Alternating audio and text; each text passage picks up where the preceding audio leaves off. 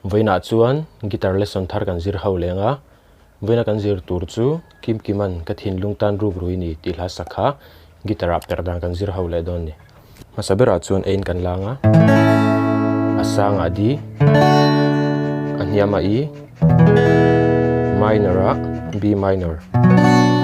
F sharp minor chuan D7 hi kan hmang bokang ain cho hi tiang kan perang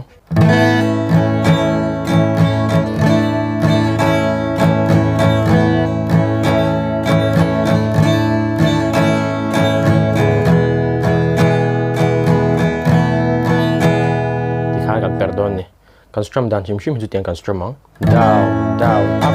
up down up dikhan abul janga top thleng kan strum chuak vekang ama sabera chuan a a khanin a chen chuan te point kan met mai theya te point kan met theya khoi ma jok jok pa kan met chuanin a second string second fret a khan kan hammer on ang o tihan kha down in kan down pang tikhan chuan down up in kan zuing halong so up down up tikhan down down up down up tikhan na chuan a dot le chuan tian tikhan heta kujung te kha second string third fret a kan da ti phayang down down in chuan kan apa khan a kan let leang tikhan na down down up down up tikhan bulchang ina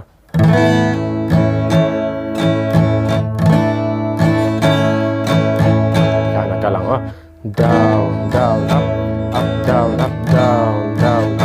up down up chuan ia down down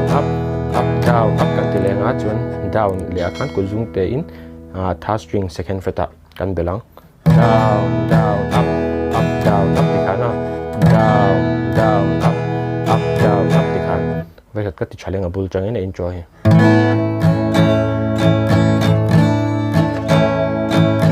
kami kha kan repeat leang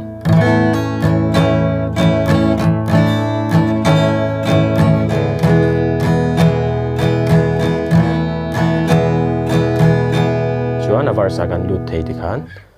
chuan avarsa point khami